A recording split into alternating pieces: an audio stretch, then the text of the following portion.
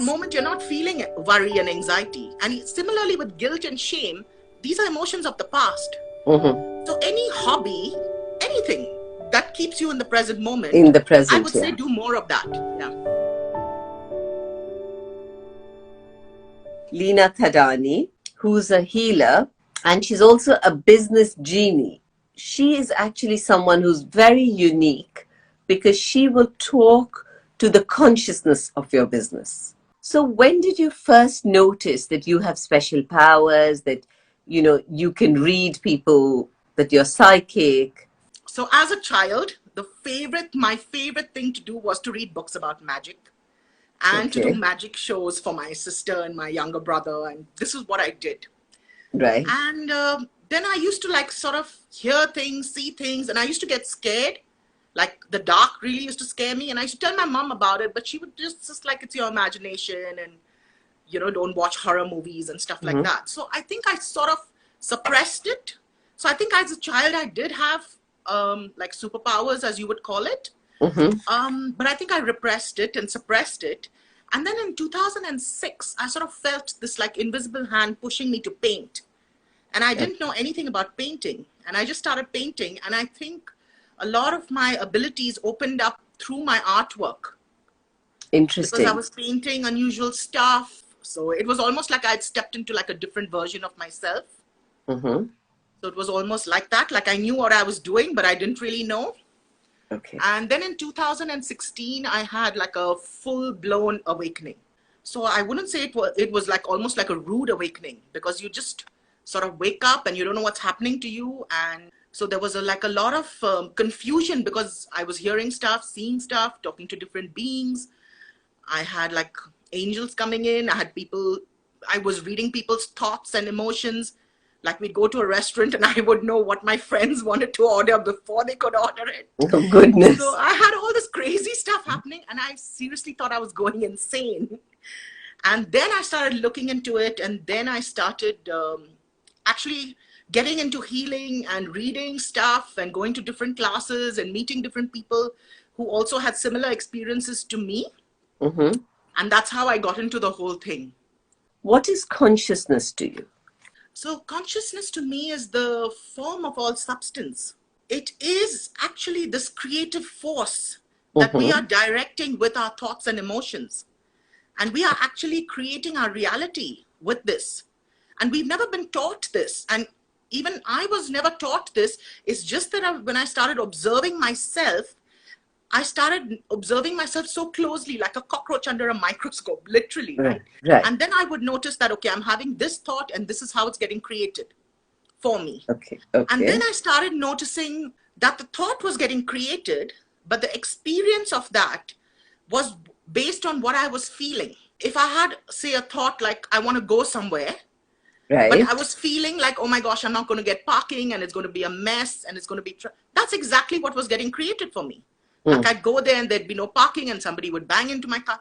So this is what consciousness started showing up for me as the stuff that I'm using to create my reality. And then I started realizing that this law of attraction is only half the story, because everything that you read about the law of attraction or what people are teaching about manifestation is only half the story. Right. Because you are attracting into your reality whatever you're attracting, but you're attracting it based on what it is you are creating. So you are actually attracting into your reality what you create. How does our consciousness affect our careers and our businesses? Yes. So from all the sessions that I've done, after talking to, I don't know, 300, maybe 400 bodies and different businesses, and so what I've noticed is generally what is going on in your career or your business is also happening in other areas of your life, because that's your level of consciousness that that plays out in every area of your life. But because career is so important to people, they will notice it only in that area. Now, for somebody who doesn't have a career, they will notice it in their marriage or in some friendships. Okay. So this is how it is. So your consciousness plays out in every area of your life. But the area in which you will notice it is what is bothering you the most. or Okay. what you have given priority over the other areas of your life. What is the process that you go through? So it's really interesting. So for me, it's like how I'm talking to you. I Mm, communicate with your business or your career the same way. So for me, mm, literally, it's like they're speaking a language that I understand. It's like it's like they're talking to me in vibration, and I'm right. translating it for you in English. Right. And Okay. it's so interesting for me because now I've been doing it for so long. It's like second nature. Wow.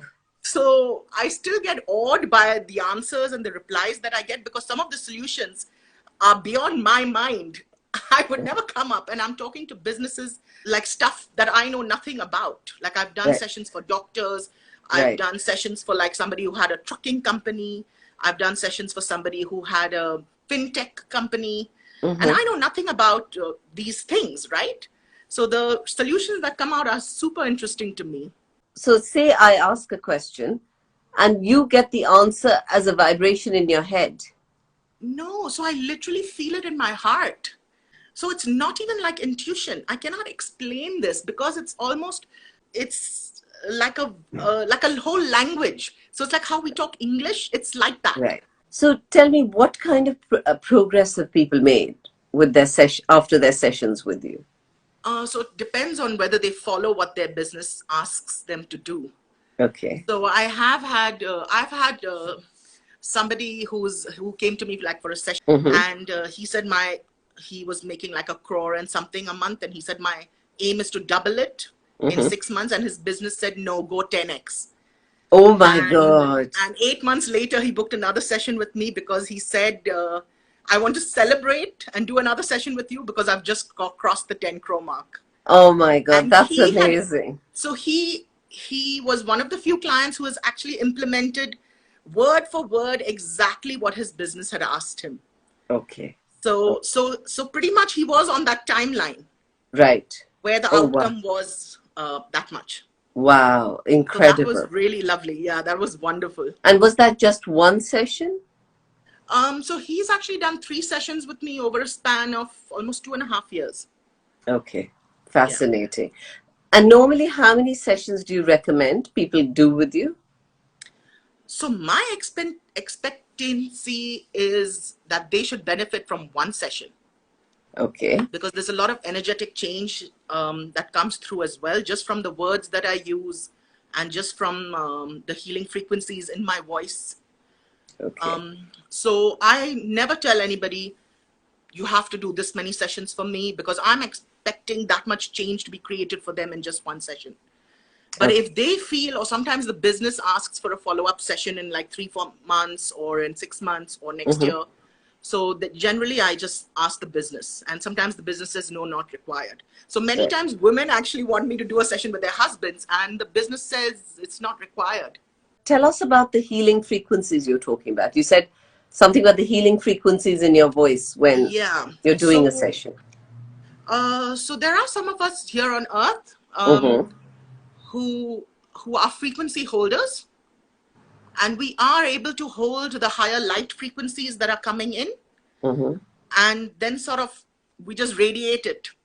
So even I Right. don't know how it's done, but this is what I've been told, and I've noticed it, and I've actually tested and tried it and done a lot of experiments with it.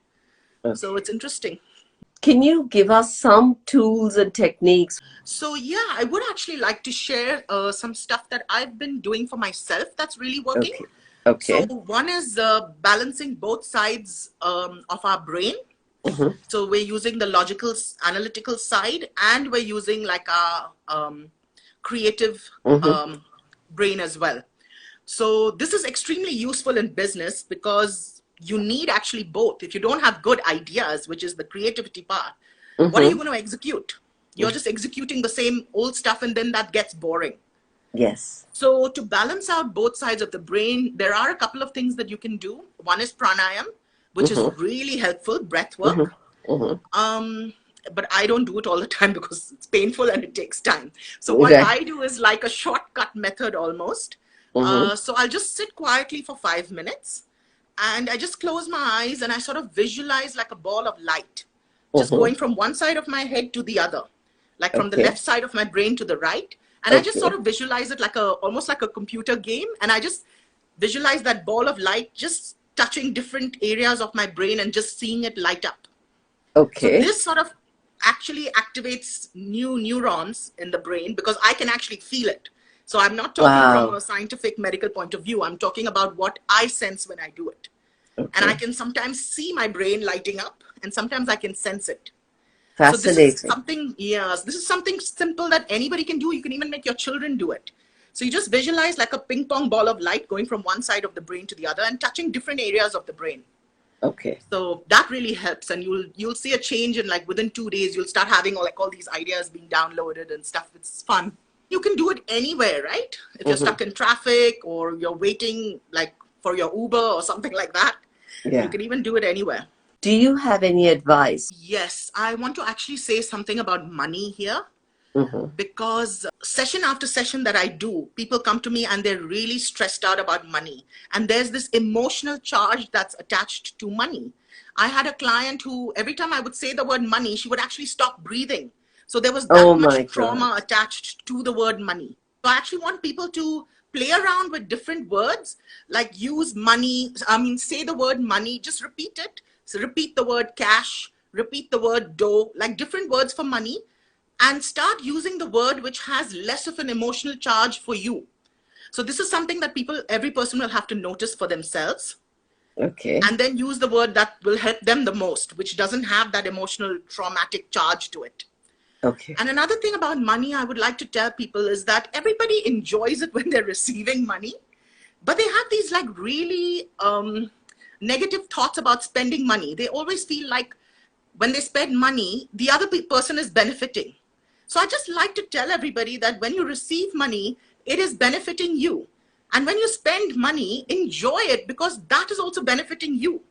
Yes. Either you're getting a service or you're getting electricity or you're getting a ride if you pay for a cab. It's just something almost that we inherit just from Mm. society and parents. And because we've either been through those circumstances. Many of us have had parents who come from countries where they didn't have money. They've actually left their homes and everything and come Mm. to, Mm. it's our responsibility to recognize that and change it because money does not have to be traumatic. Can you recommend something that people can use to help deal with it? Well, I can tell you what makes you more money. Having fun makes you more money. So for me, my art, I don't sell my art anymore. Okay. I just create it just for the sheer joy of creating art. Right. And I just put it up on Instagram or on my social media. But that actually creates money for me because I'm so joyful just doing that little piece of art. Now I'm Yeah. doing digital art. So it's literally like 2 inches by 3 inches. That's it. Right. Right. But that creates so much of joy Yeah. that then goes into everything else that I'm doing. Now, art is something that you have to be fully present with. Mm-hmm. If you're coloring or drawing, your full attention is there. So you're fully present in that moment. So there's Yes. no worry or stress or anxiety because these are all emotions of the future. At that moment, you're not feeling worry and anxiety. And similarly with guilt and shame, these are emotions of the past. Mm-hmm. So any hobby, anything that keeps you in the present moment, In the I present, would say yeah. do more of that. Yeah. Thank you, Leena. That was such an incredible session. Thank you for listening to this chat. If you enjoyed it, please subscribe to this page. Please subscribe to our podcast on Apple and Spotify, Wellness Curated, and follow us on Instagram, Wellness Curated, the number 1. Thank you.